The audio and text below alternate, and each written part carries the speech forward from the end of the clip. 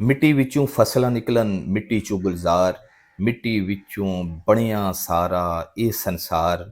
ਇਹ ਹਲਕੇ ਜਾਮਨੀ ਰੰਗ ਦੇ ਸੋਹਣੇ ਜਿਹੇ ਫੁੱਲ ਪੰਜਾਬ ਦੀ ਸੋਹਣੀ ਧਰਤੀ ਤੇ ਚੇਤਰ ਦੀ ਸੋਹਣੀ ਰੁੱਤ ਵਿੱਚ ਵੱਖਰੇ ਨਵੇਕਲੇ ਪਿਆਰੇ ਸੱਜੇ ਹੋਏ ਨੇ।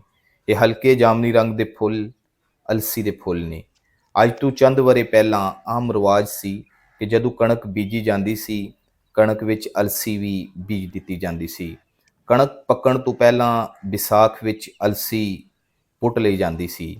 ਅਲਸੀ ਨੂੰ ਪੁੱਟ ਕੇ ਗਾਹ ਲਿਆ ਜਾਂਦਾ ਸੀ ਜਾਂ ਕੁੱਟ ਕੇ ਜਾੜ ਲਿਆ ਜਾਂਦਾ ਸੀ।